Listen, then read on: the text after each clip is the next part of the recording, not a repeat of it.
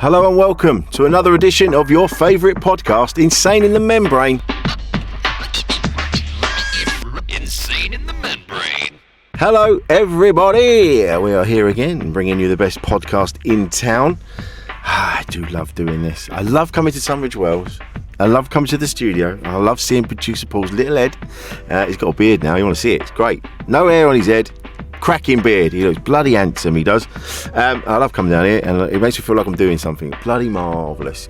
Before we get into it, and a bit of admin, do us a favour, if you're listening to this, become a Patreon, please. That would be lovely. With that, if you become a Patreon, you'll get access to over 50 archived interviews. You also get early access to our filmed interviews, because we're videoing these now, and you'll get that before everybody else. We've got some more stuff we're going to be adding to the Patreon list very shortly. And it just helps us keep the lights on, you know, like a couple of quid a month. You won't even miss it. You won't even see it, it's gone. A couple of quid, that's all we want. Helps us keep this going. So if you go to patreon.com/membrane podcast or click the Linktree link in the podcast description and in all of my social media bios, so that's Instagram and Twitter and it's on Facebook and things like that. If you click that, will take you to everything that we do. That'll take you to our Patreon page. And just, I say, please, bung us a couple of quid. That's all we ask, a couple of quid, and then we can keep this going. We keep bringing you the best podcast in town. So that's patreon.com/membrane podcast or click the link tree in my bios. And my bios, if you don't know, if you're not following me yet, I am Rich Wilson on Instagram. I am Rich Wilson on Twitter. I'm on Facebook, Rich Wilson. We've also got the website, which is richwilsoncomedian.com.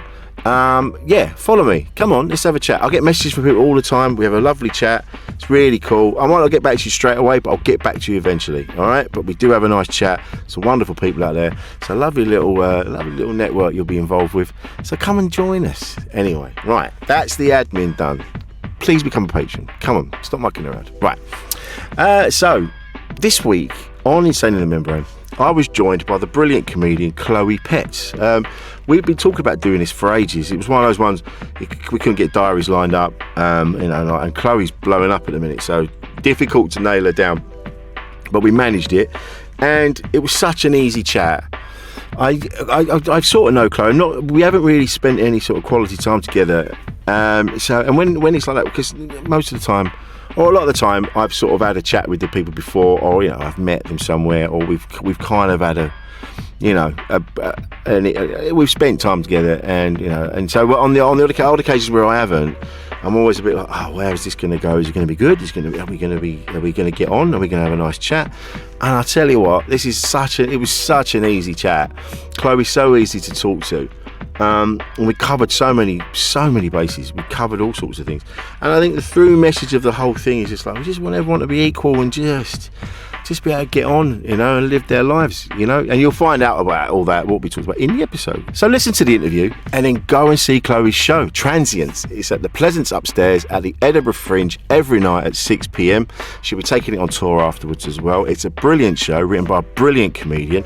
You are guaranteed to laugh your little socks off.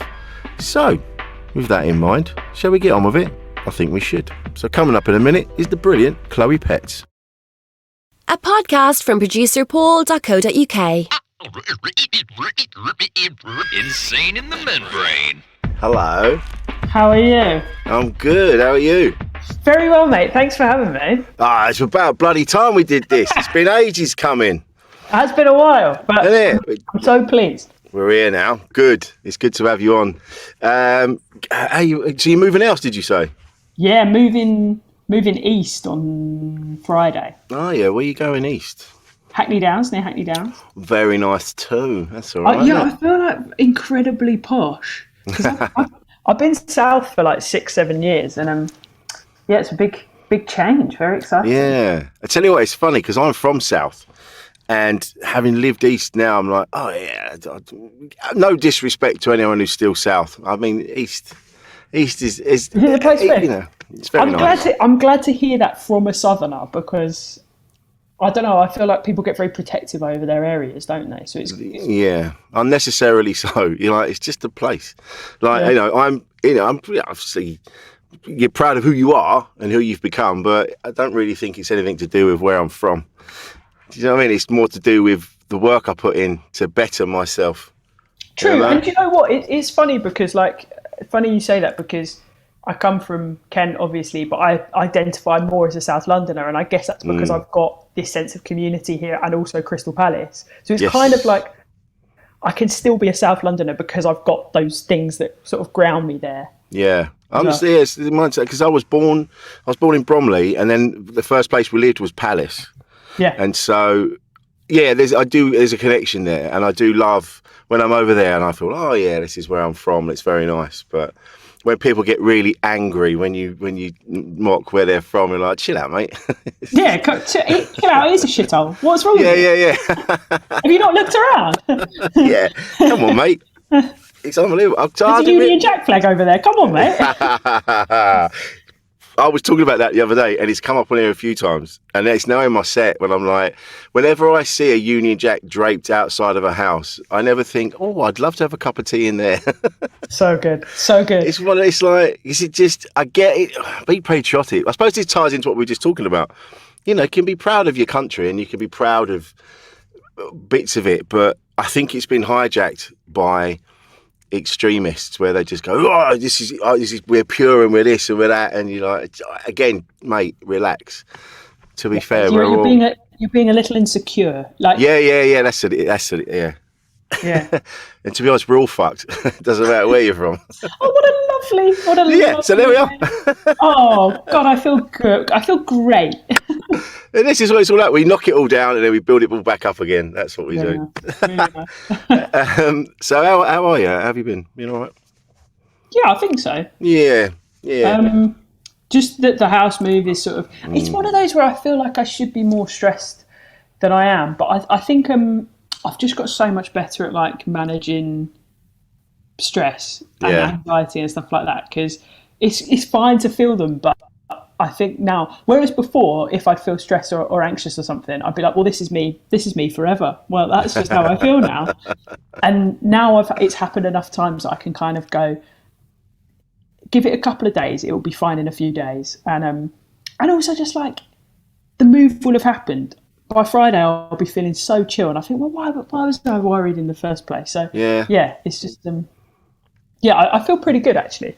I'm excited for Edinburgh. That's what I'm really excited about. Oh, I know, me too. And I wasn't even going to go, but now I'm like, ooh, yeah, okay, here we go. I'm actually, I'm looking forward to it. Look, I've got a show that kind of, because there's no pressure on me.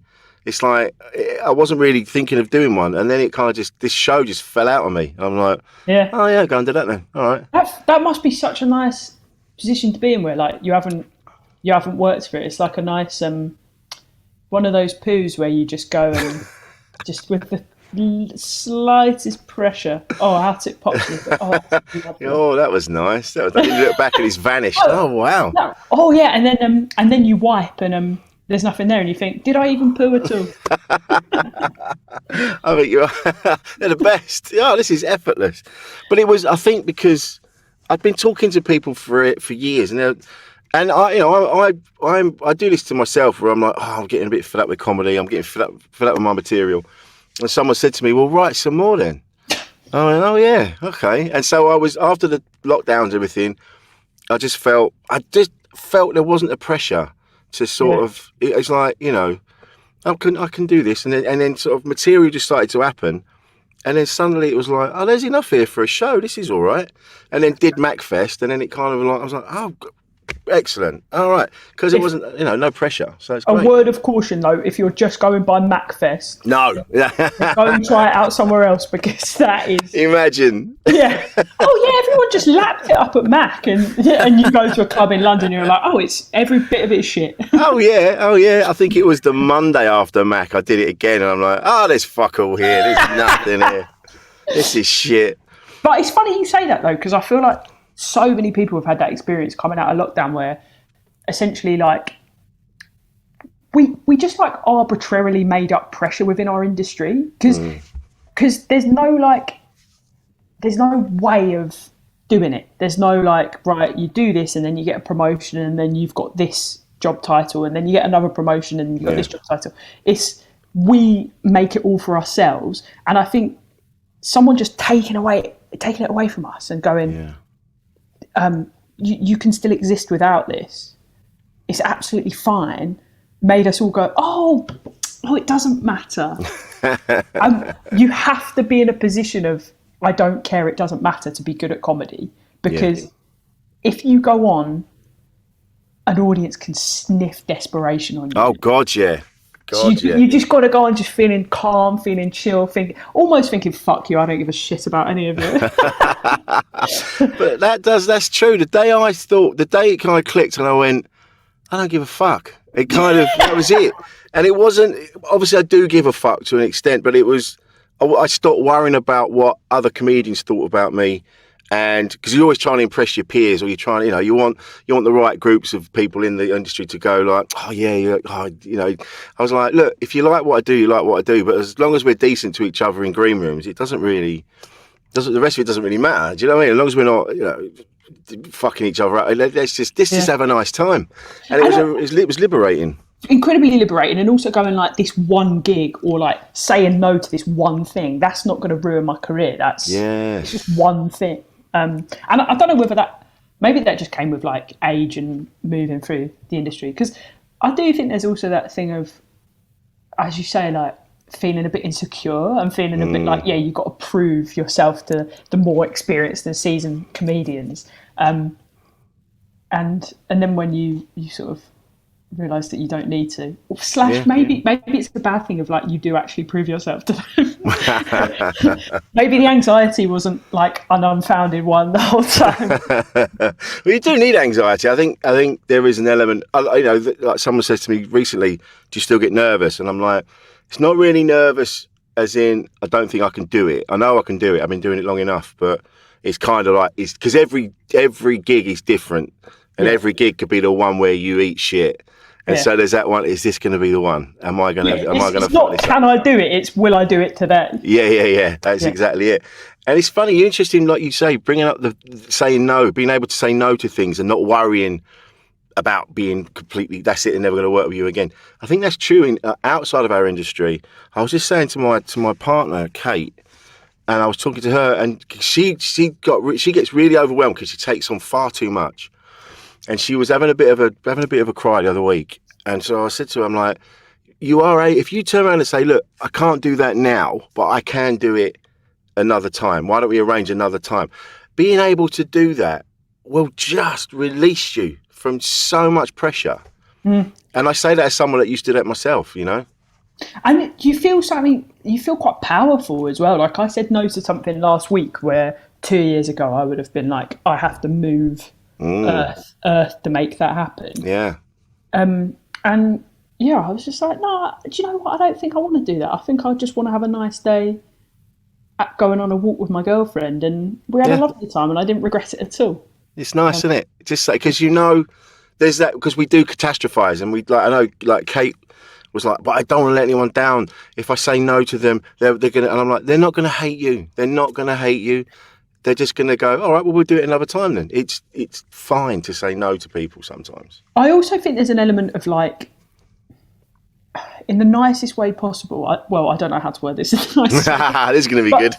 But we're not sometimes we think we're the centre of the universe, and we're not. So like, yes. If someone's texting you like, can you do this? Like it's an amazing opportunity. They've probably texted 3 other people if they need it. Yeah. If they need it covered last minute. So you're not letting anyone down. Like, it'd be nice to be able to do it, but it's not all about you. No, exactly. I think that's it. It's Slagging so many girlfriend, sorry. No. But I think she does. She just worries that people aren't going to like her. She like we all want to be liked, and I think she worries that people won't like her if she says, I can't meet you for coffee, or we can't do that thing. And I'm like, honestly, if you just say, because I used to do that. And I remember years ago, a bloke, Ian, said to me, he said, because what I'd end up doing was making plans with lots of different people, but then I'd have to let someone down because it was always at the same time.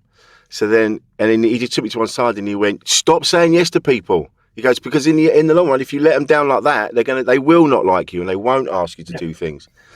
Like, sometimes people pleasing can be counterproductive because then you just become a massive flake, and no one likes a flake, Rich. Oh my God, no one likes a flake. Just say, if you really don't want to, then say no. That's it. And I've learned that the hard way. But may I also say, Kate has nothing to worry about. I met her the other week. She's absolutely lovely. Yeah, she said she met you. Lovely. Tell her to suck it up. Stop being a bit. Stop being a dickhead. Yeah. Calm down. I'm pissed off with you. Yeah. Fucking chill out, babes. Do you have a good relationship with your missus? Can you can talk to each other about stuff? Imagine if I was like, no, actually, I know. I didn't know how to word it. I've come onto this podcast to break up with her. I'm just going to play it to her. No, we have amazing communication. Actually, I feel so lucky, and it's one of those things where like, it doesn't matter if there are problems in a relationship, or like, it doesn't matter if that person's like perfectly exactly how you would like them to be. Yeah. It's more about, because you're never going to be able to find someone that perfectly is exactly what you want to do. There are always going to be shortcomings or difficulties or miscommunications. But within that, if you are then able to just have a chat about that and like team up and basically help each other through and like kind of meet halfway, be willing to apologise, meet in the middle, then obviously that's the way to go. So it's not about the problems in themselves, it's how you communicate about them. And I think it takes time. I've never got 2 years into a relationship, and it takes a long time to like work out those things and make mistakes. And I feel like we're building up a really good shared common language in terms of working through all stuff. And that's nice. It's like, I know what you mean. It's having, I've been in a few relationships before, and now I've actually been able to sort of look at all of those relationships and go, what did I, rather than, she did this and she did that, it's like, what did I do? What did I do to make it shit? And what am I going to not do going forward? Especially my last relationship was pretty heavy going on both sides. We both did things we're not proud of, and we should have been, but we just got to a point. There was so much pressure, we were just banging up against each other. Mm-hmm. So you look back at that and you go, right, I don't want to be in that situation again. What can I do to make sure that doesn't happen? What was I saying? How was I being? And so I'm really aware of myself now. And so when there is something that will come up and it's a bit irritating, rather than go, for fuck's sake, I'm like, can we just have a chat for a bit? I know this is, and it's going to be clunky when you do it because you're going to get it wrong. And I go, just, when you said, when you just keep on about that thing, I'm like, I did say I'll do it and I'm about to do it. So probably you don't have to ask me again, That argument, I'm Rich. Doing it. That argument. Yeah. And I'm like, I'm going to do it. I said I'd do it and I'm going to do it and I'll get it done. And then that's the most classic of all arguments in relationships of like, fuck you for asking me a second time. yeah. How dare you? I get it. If you've asked me to do something and then it's been like a week and I still haven't done it, then you go, well, that's fair enough. But if it's like a day and then the next day you go, have you done that thing yet? You go, well, no, I said to you I couldn't do it. I'm going to do it, but I'm going to do it. You're entering into old married couple territory there, Rich. Yeah, I know. But it's better than... That's a nice place of comfort. Yeah, but it's better than going, for fuck's sake, I fucking said I'd fucking do it. Fucking, and just shouting at each other. Throwing the lawnmower into the bushes or something. Yeah. Yeah, and I'm like, I want a nice, easy, chilled out vibe. I want it to be cool. Most of the time, anyway, when I'm asked to do something, I'll go, yeah, fine, and I'll do it straight away. Unless it involves like money and I've got to buy something, and I'm like, look, I haven't got the money for that yet, but when I do, I'll do it then. But most of the time, I can go, yeah, fine, I'll do that, and then I'll get it done.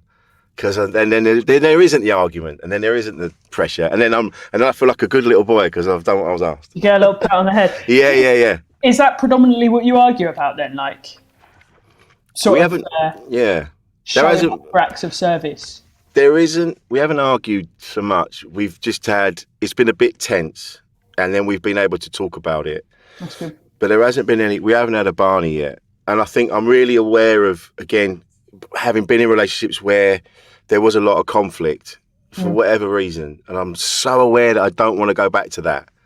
that if I feel it building up, I'm like, look, I really don't want to argue. Can we have a chat? Or, let's find out where the tension's coming from. And it sounds shit and it sounds clunky and that doesn't work for everybody.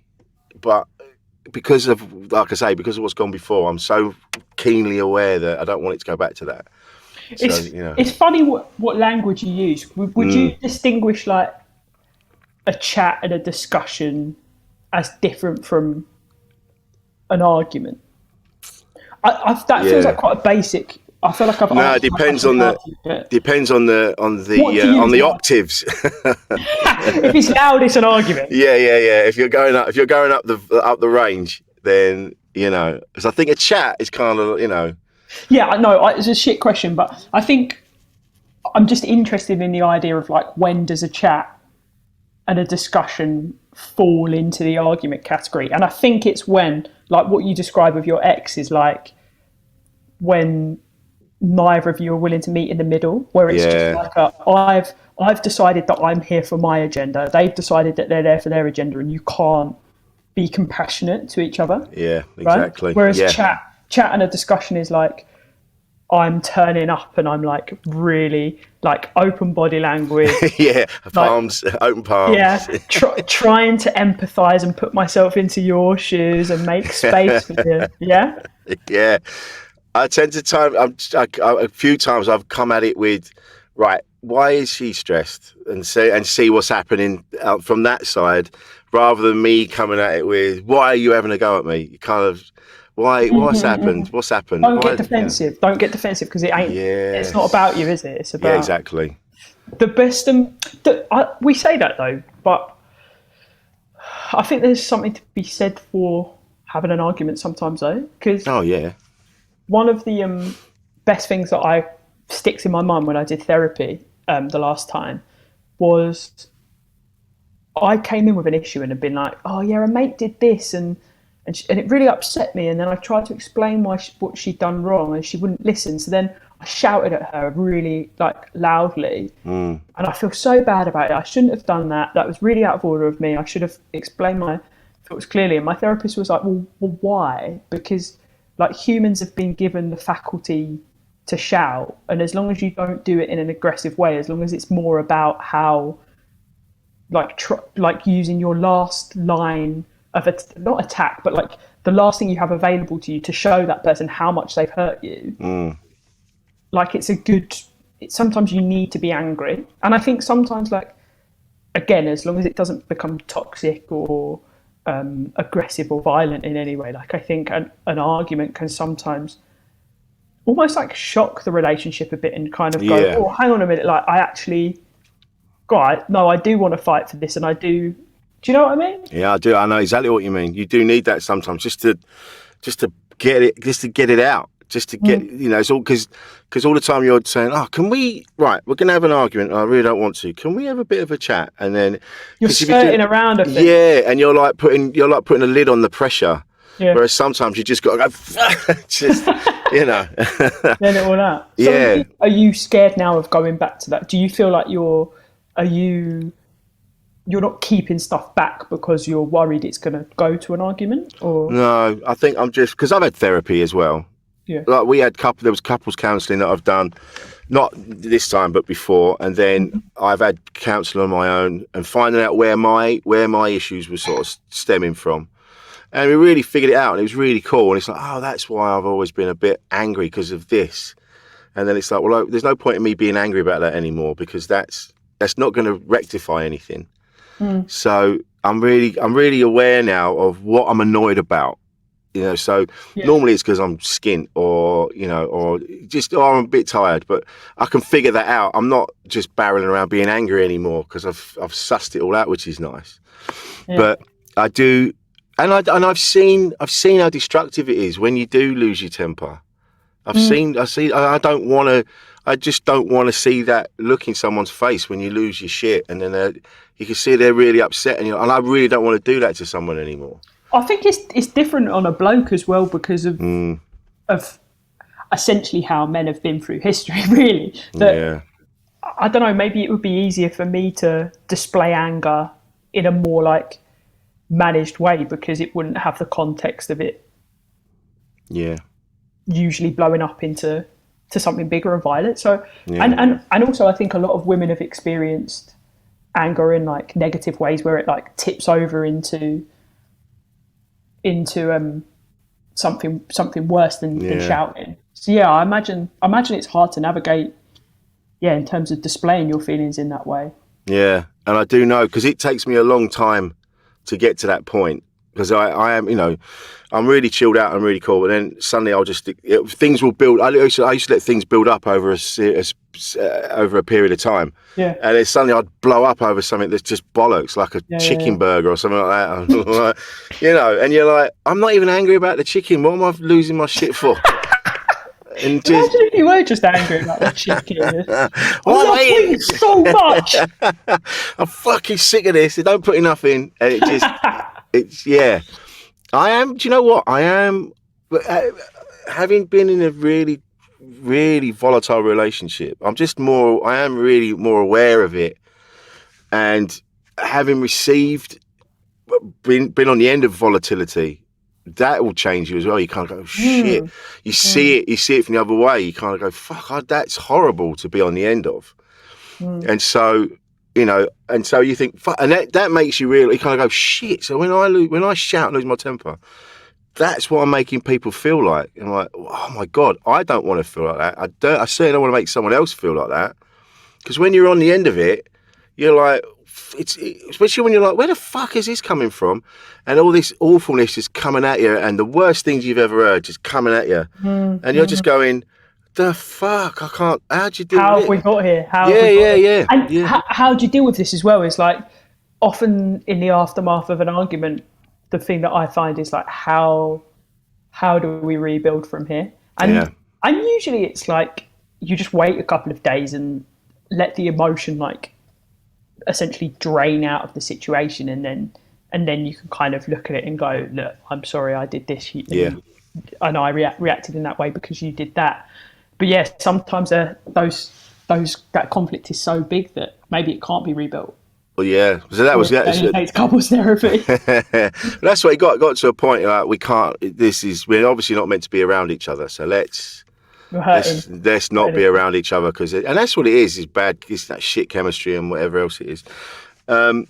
But yeah, that I think. Do you know what? It's funny talking about the way. What happened? Right. So on Saturday, I was doing a gig, and as I'm on, two fellas, one after the other, went out to the toilet, and the toilet was it was basically in the room. The toilet door was in the room. So the fellas were getting up, and they go to the toilet. So I was taking the piss, going, I can't believe that bloke's behind that door right there, having a wee. Like, it's just bricks and mortar and wood. And I was taking the piss, then he came out, and I was giving it. And we had a laugh. But then a woman did it as I was in the middle of a bit, and she got up and went to the toilet. And I sort of looked, corner of my eye, and I just carried on.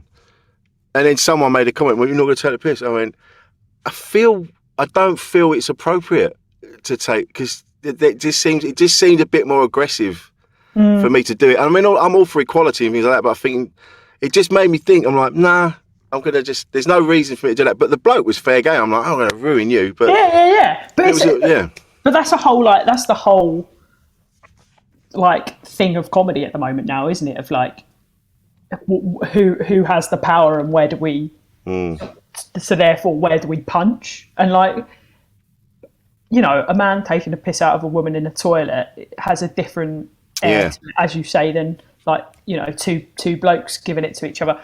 And also like, it would be amazing if we lived in like a post-race, post-sexuality, post-gender society in which anyone can take the piss out of anyone. But unfortunately, we don't. We still live in a society where there's like power structures and all this. So I think you made a great decision. And what you should have done is whoever commented you just jump off stage, punch him straight in the face. I should just given it to him. Yeah. But that poor woman's been through enough, don't you realise? But it's interesting to see how things are changing now, and things that were pumped into me as a kid. Now you go, oh yeah, that doesn't make sense, because you were sort of like listening to what the adults said, So you just kind of trusted them because they were the grown-ups. Yeah, of course. And so it's like when there used to be, you'd see news stories and they say, oh, this woman's been attacked and blah, blah, blah. But it was always on her. It was always like, she shouldn't have been out. She shouldn't have been wearing this. And you'd hear the grown-ups going, well, look at her. Look at the way she was dressed. Why was she out? She should have been. And it wasn't until very recently where it suddenly clicked and I went, yeah, why are we doing that? Why is it on them? You know, I'm learning so much in these last few years. I'm sorry it's taken this long, but it's because I'm from a different time. So I just believed what the parents said. Absolutely. You know, but it's good that you're having that reckoning and like, I don't know, not everyone is. And I know, but lots of people see it as like a direct threat. Lots of blokes, I guess of your demographic would see it as a direct threat, and people are saying, you are bad, you have done this, you have done that. And it's like, no, what we're talking about is structural things, and like, it's not your fault if you got taught the wrong thing, but it is your fault if you're now being corrected or educated or whatever, and you're not listening. Yeah. You're reacting badly. And I hope we are in that tipping point. If you look at social media, then I don't know that we necessarily are, but I hope we're in that tipping point where people have like got over their initial feelings of like ego and guilt when it comes to their privilege being pointed out, and we can now go, okay, I'm sorry about the things that I did, and just kind of get on with it. Just get on with helping each other, and not, if someone calls you out, not taking it personally, just going, oh yeah, soz, I hadn't thought of it in that way, thank you. Yeah. I hope we're getting there, but I don't know if we are. I think we are. If I go by conversations I've had outside of social media, the general vibe is, yeah, I get it. Do you know what? I've got other things to worry about. I get it. All right. Fine, we're all going to the same toilet now. I just haven't got time to worry about it. I'm trying to pay the mortgage. I've got petrol's through the roof. I'm trying. Yeah, all right. That's the vibe I'm getting from outside. Whereas social media is so extreme. It's just, I'm not having this. You're taking away my rights. Mm-hmm. I should be able to pee and shit in a room on my own, blah, blah. And, you know, so I think the extremes are on social media. But, yeah, outside, people get it. Because I've made that mistake at gigs, and I've kind of gone a little bit, not preachy, but I'm kind of like, you need to be more. And they're like, we are. What are you shouting for? Yeah. You know? I think it's like with again, on social media, I saw a lot of people talking about pride, and they're going, oh, this still? Oh my God, it's been weeks. And you go, oh, this is why we still need to have it. Because a lot of people don't really get that it's a protest, and that's the point of pride. Yeah, and the fact that you're getting your arse back. Yeah. You're so privileged you've never had to worry about it. Yeah. And yeah. Sorry that us being visible for 4 weeks of your life is such an oppression to you. Like the rest of our whole fucking lives has been oppressed. Yeah. How did you find it growing up in? Because Kent famously, you know, not as progressive as a lot of places. Now, I've found, and especially growing, you know. Kent has got it's a classic England flag outside of World Cup season area. Yeah. England flags everywhere, lots of nationalism. I don't know. It's hard to say.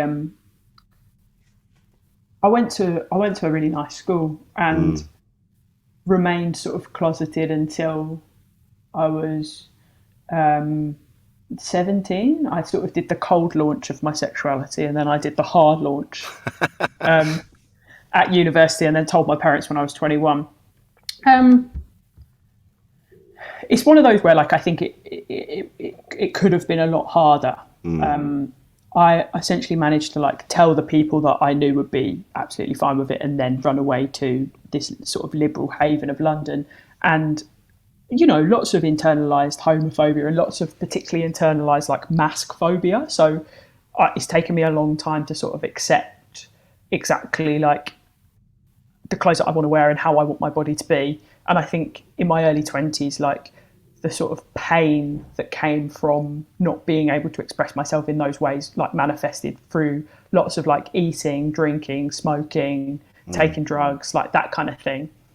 So yeah, I'd say that in and of itself, like the Kent bit was fine because I just lived not as the person that I was. Yeah. And then when I like moved away and had to sort of undo all of that stuff, where I had the kind of reckoning.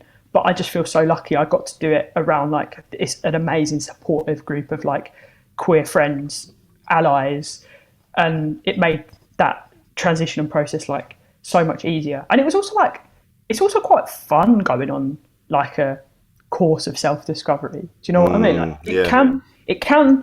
There were moments in therapy where like you'd come out and you'd be absolutely sobbing your eyes out, but the like sort of, it felt like spring almost, where you'd like feel lighter. Yeah. Do you know what I mean? Yeah. Like a little bud coming through sort of the wasteland or something. Yeah. I've had a few sessions where you come out and it's like, after you've had heavy rain and then the sun comes out and then it's like you can hear everything popping and you feel like free and like literally lighter.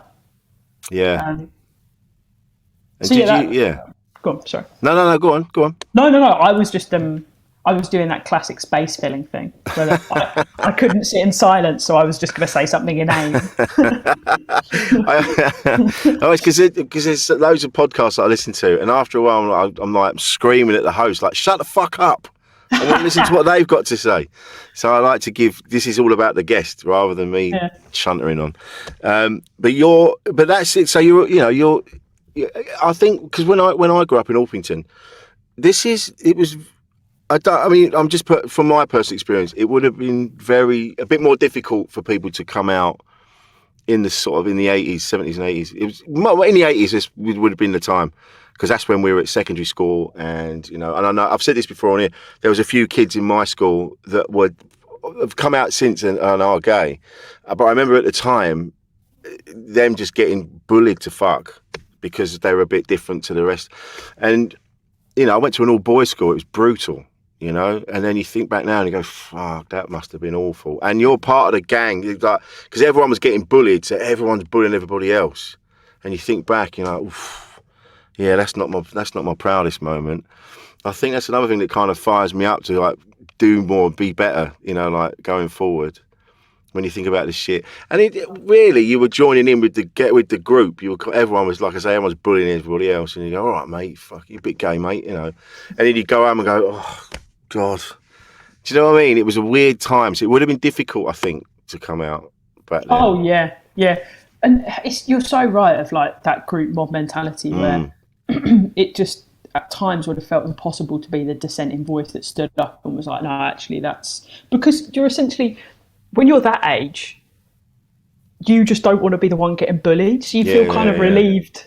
You feel almost relieved that kid's getting it. And if you stick up for them, then like, oh, well, I'm gay too, then great. Yeah. But it's not good. But I think that's also why I try and place my sexuality in context of like, it wasn't the easiest. It hasn't been the best. And like, I still do experience like a lot of it's difficult to call what it is, because sometimes it isn't homophobia, because like people think I'm a man and like I don't know. Okay. It almost feels like sometimes I get, and I hope this doesn't negate the experiences of actual trans people at all, but I will get transphobia directed at me because of the way that I present. Really? Oh yeah, big time. But basically the point is like it was a lot worse in the 70s and the 80s and the 60s, and I feel so grateful for like the people that went through that experience to make it a bit easier for me. And it's so nice watching, and obviously like homophobia, transphobia is awful, but it's nice watching a generation of kids start to be who they want to be. It's you when you talk to the kids as well. I've gone into schools. I did one the other week actually. You go in. It was at Gordon School in Woking, and they have you in, and we just chat to them about life, mental health, bit of comedy, things like that.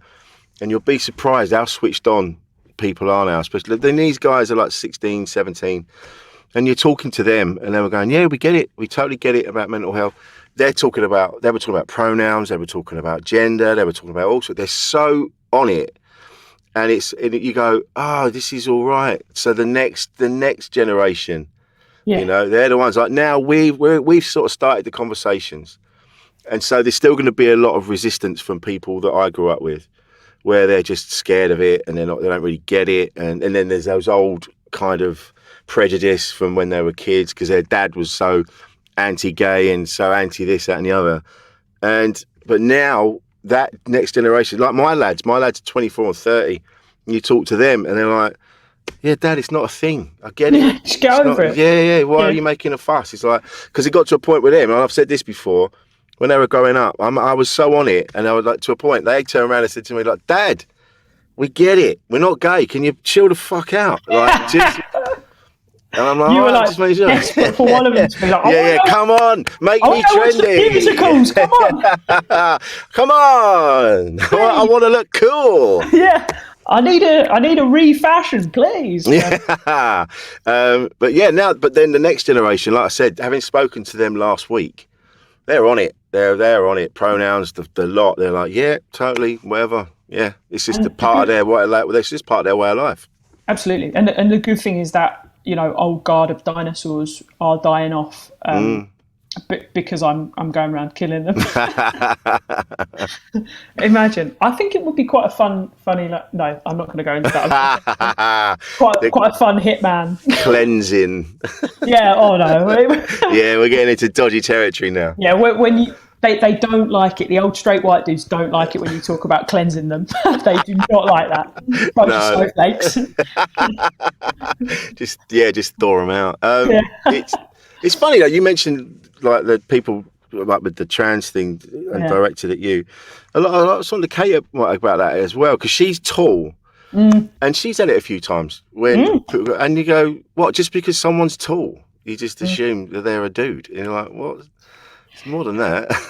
But it's just because like people have felt empowered by like the cultural conversations that are being had, and like celebrities kind of backing transphobia and like politicians backing transphobia. It's in people's minds. They like go into the toilet, and when they see someone that looks a bit different because they've got short hair, they're tall, they're wearing men's clothes or whatever kind of clothes, they'll walk in and be like, it's my duty to police this space and protect the women. So it's just mad. I get it constantly. Like I now, I will say it because I feel like it's an important thing to be talking about. But like I feel actively like not scared, but like I hate going in public toilets, or like toilets in a pub or toilets in a bar or restaurant, to the point where like sometimes, like, you know, on the bus home or something, I nearly pissed myself because I didn't want to go in the bar because I knew that I was going to get aggro. Really? Would that? So you get what? You're going in the wrong toilet, or? It's not even like. It's not even that it will build to. It's not even that it will build to aggro. It's the threat that it will build to aggro, because it has done in the past. Right. So like, I'll go into the toilet and, you know, the best thing that happens is I go in there on my own. No one sees me. I go to the toilet. The second best thing that will happen is I'll walk in.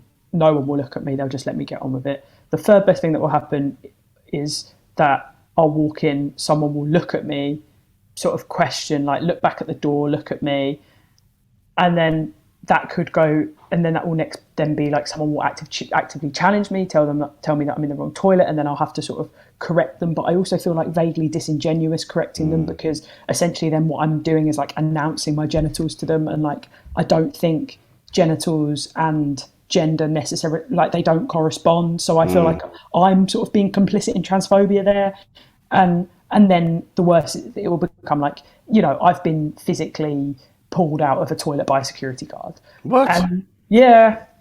And that day, like I get a sixth sense through it, Rich. Like, I'll know from how people were interacting with me just when I walk out of the house, like, oh, people think I'm a bloke today because maybe I'll be wearing like a particularly masculine outfit, or like I'll wear a hat or something, and I'll be like, oh, today I'm a dude. And then that day it happened twice, where a girl in one toilet ran out like screaming, essentially, like really performatively, like, I don't want to be in here because you are. And then later that evening, I just about like processed that. Someone complained about me. It was at O2 Brixton, and then I got pulled out. Oh God! Thankfully, two girls came and essentially like pulled the security guard away and like dealt with it.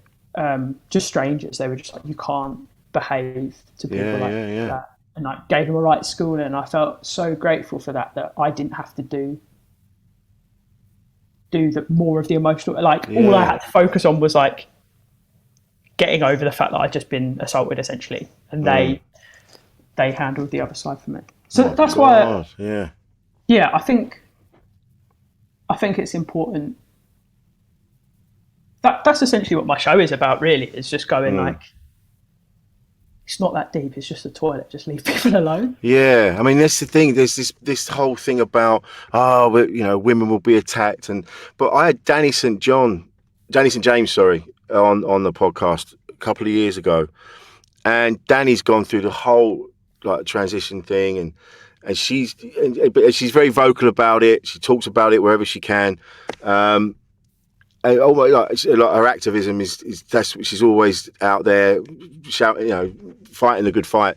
And she said, do you have any idea how much money it's cost me to transition? And you think this is just so I can attack people in toilets? Are you mental? It's just like this is who I am. This is who I want to be. Just leave me the fuck alone. I'm not doing it. It's just a door. If I want to attack someone in a toilet, I'll go and do it. I'm not going to spend thousands of pounds before. So on this elaborate disguise, it's just. I think because look, that's how it should. I think that it's just a room, and also, you've got to remember, like the only woman that has been attacked in any of these stories is me by a bloke. Do you know what I mean? Yeah. It's not like. Yeah, I've never had a problem with a trans woman. I've had a problem with a cis woman, with a cis man. Like, I don't know. Yeah.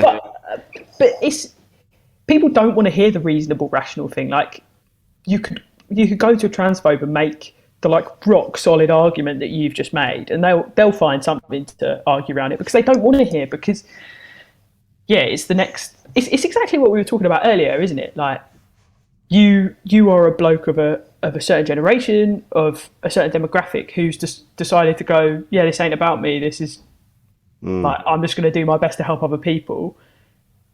Whereas they've gone, well, I'm losing all of my rights and relevance. I don't feel as important in society anymore. Yeah, I'm just gonna pick an arbitrary group to blame. Could be foreigners, could be trans people, could be anyone. And that's what it comes down to, like you say, feeling important, feeling superior to other people, and you get that on all sides. There's going to be someone somewhere that's doing whatever they're doing to make themselves feel more powerful and more superior than the others. But that's a very tiny group. Everyone else just wants to be able to live their life, do what they want to do, and just be seen as equal with everybody else. And that's And I don't see. It's like when people go, I've had it from family members where they go, I suppose you're going to come out with your woke shit now, and you're like, it's not woke shit. It's just, why can't you be decent to someone? Why'd you have to be a wanker? Hell yeah, I am. Everybody sit down for the Christmas Day lecture. Let's switch off the Queen. Let's have a proper chat. Today we're covering structural racism. Put down your PlayStation 2. See, that's how it is as well. I've had that chat with people, and I'm like, no, the system's fucked. The system's fucked. And they're like, what do you mean? I went, the system's rigged against these people. So how do people not see that though? Because it doesn't affect them. It doesn't affect them. And then you go, I've said this before, you go, how many photos have you seen of a black family stood outside the gates of their ancestral family home that's been passed down the generations, their stately home? You go, there's none. It doesn't exist because the system's fucked. That's why, they just, and then and just saying this, I know there'll be people listening to this going, fucking hell, fucking rich. Who's he think he is? But what I would say to them is, number one, read a book. Number two, you're now on my hit list. Just be decent to everyone. I don't know what the problem is. Yeah, it's slightly more than be decent though, isn't it? It's like being the version of being decent that we require is sticking up for people that have been oppressed for hundreds and thousands of years. I don't know how people just haven't got the memo yet, but they haven't, and we'll keep we'll keep giving them their Christmas Day lectures until they do. This big letter just fall out of the Christmas card. Oh, I thought this was money. No. No. This is all the wrongs you've done this year. But there's that. This is the naughties. But there's that as well. I think people, like I've just said, we all fuck up. We're all human beings. None of us are perfect. All of us across the board, straight, gay, trans, whatever. We're none of us perfect, and we all fuck up. And I think that's what people need to get on board with, because at the minute they kind of think like, well, they're just thinking that they're being got out. They're the only ones that have done anything wrong. You're like, no, we've all done stuff wrong. None of us. We are all, from one day to the next, we are heroes. We are villains. Yeah, and that's all of us. But what we do is it's like trans exceptionalism or black exceptionalism, that we want every person who fits into an oppressed demographic to be the perfect version of that person. Yeah. We basically hold oppressed people up to a greater, higher standard than we do the norm, which is the straight white male. Yeah. So straight white men are allowed to be multifaceted and fail and do all of the things that you just outlined.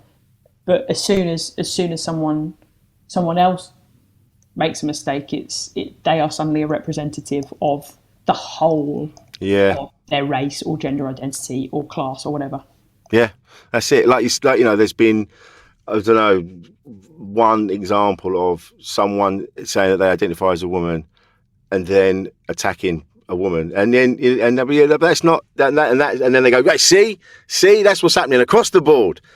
Trans people are just transitioning so they can attack people, and you're like, no, that's just one person. And then like you just said, everyone gets lumped in with that thing, or a person of colour commits a crime, then they're all criminals, and you're like, no. Yeah.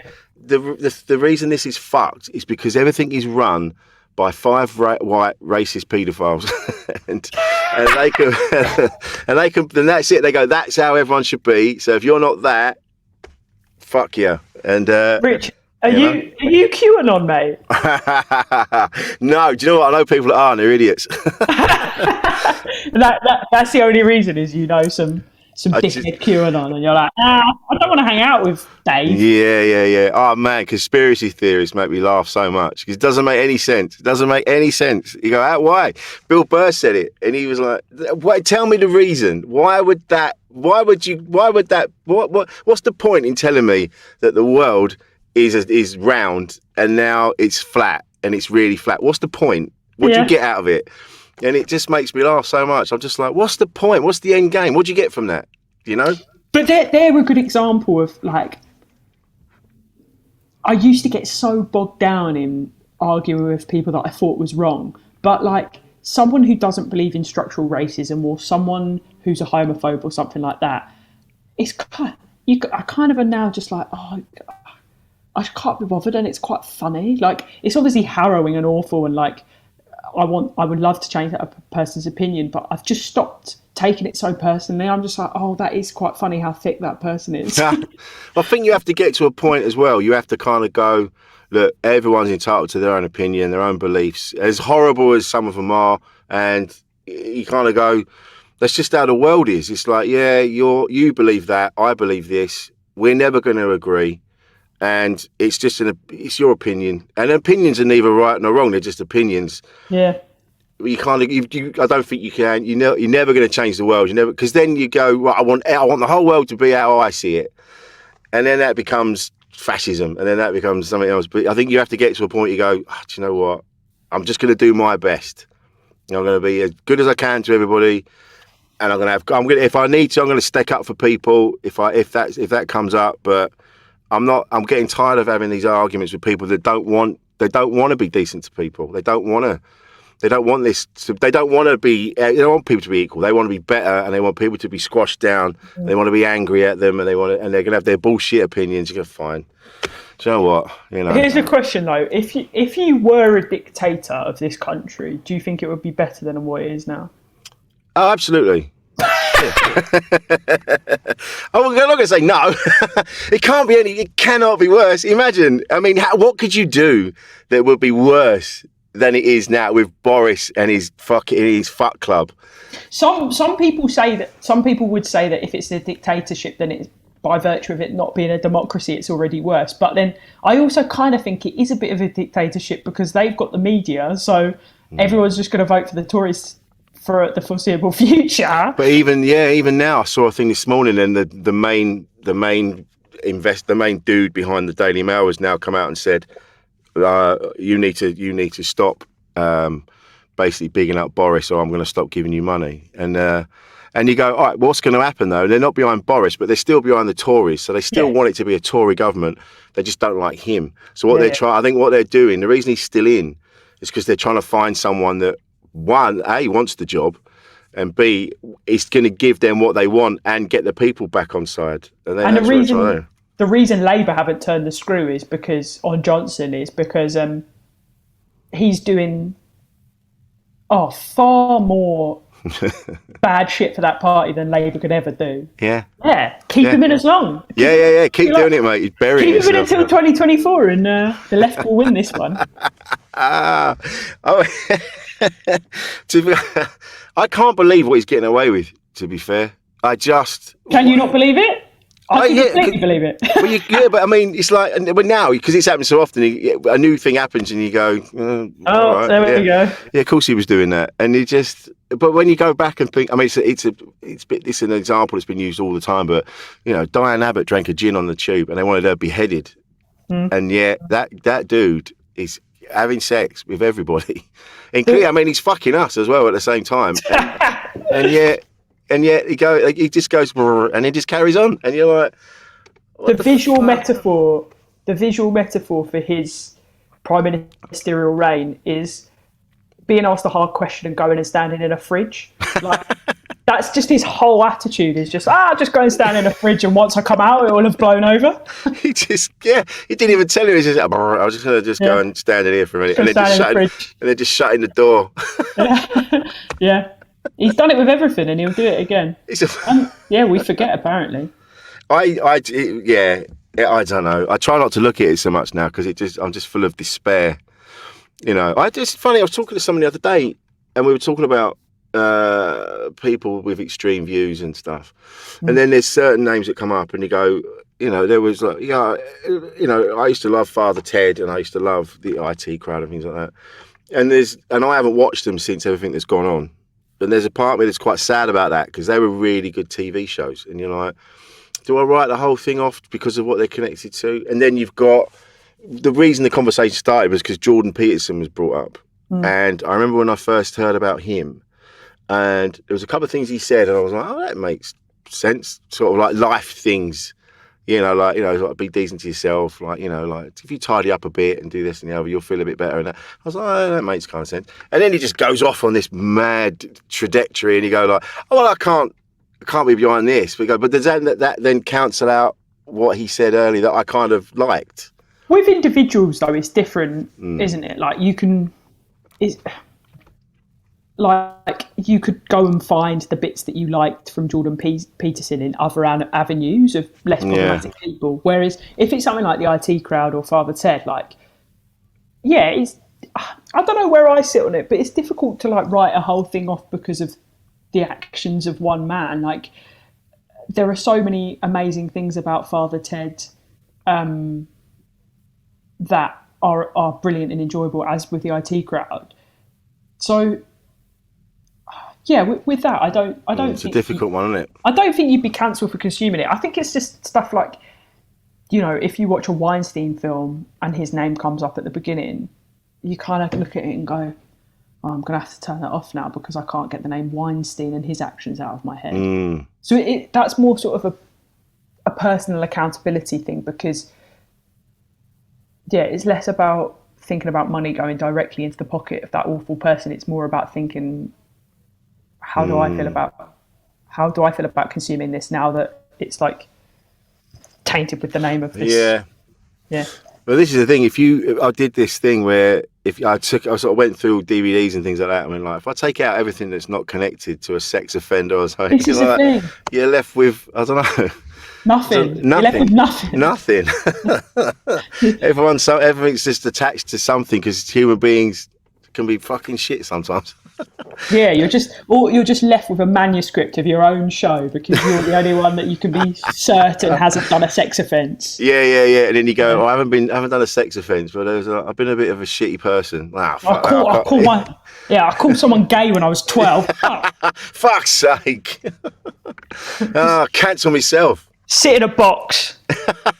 Not do anything. Yeah. So your new show is, what's it called? Transience. I hate the name. I think it's an absolute shit name. It pisses me off. All I want is one of those names where you say it in a podcast interview and people go, oh, that's good. But I've gone for fucking Transience. Well, it was all right at the start, I guess. When you first came up with it, you were like, oh, no, that's it.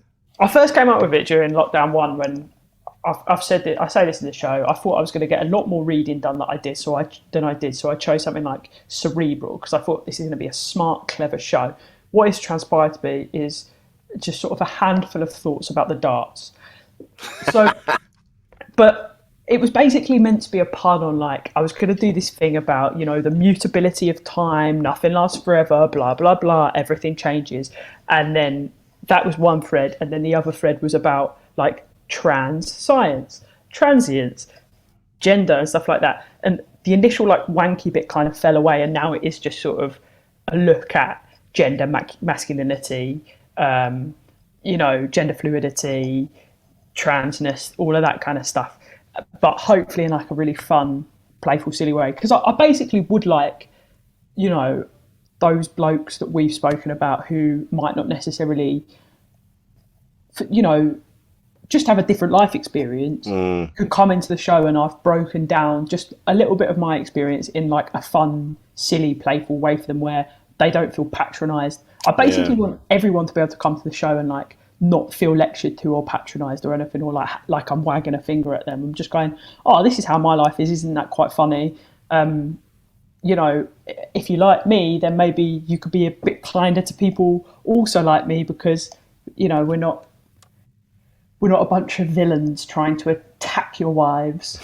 I think you've hit the nail on the head as well. What people are looking for now is they want to laugh. They want to laugh. They want to have fun, because everyone's under so much pressure now that if they've invested in a show, they're like, I don't want to be preached at. It's like, you can talk about all these topics and things as long as as long as it's comedy, as long as it's fun. So I think there's an element, especially with Edinburgh, people are getting a little bit serious, and you're like my show's just thoughts and stories from my life, things that I think, but there's no real theme to it. It's just I want you to laugh for an hour, and then you can fuck off and do what you got to do, and that's it. I'm looking forward to coming to see it, mate. That's great. I'll come see you as well. See what nice tidy poo has fallen out your ass. You watch, you go, oh no, you needed to work on this, mate. You just had a good gig at Mac and not something. No, it's going to be good. It's going to be good. So where can we find you on the socials, Chloe? At Chloe Petts. I'm going to spell Pets for you. We're talking Papa, Echo, Tango, Sierra. Pets. Get in. Look at that. That's a good one. That's on Instagram, Twitter. I've got last couple of my tour shows going on, and then Edinburgh, the whole of it, 6 p.m. Pleasance upstairs, buzzing, and then I'm touring Transience again in the spring. Okay.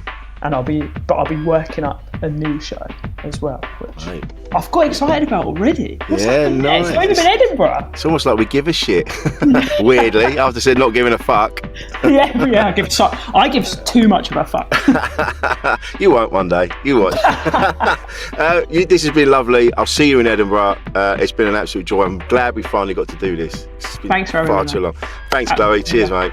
I appreciate it.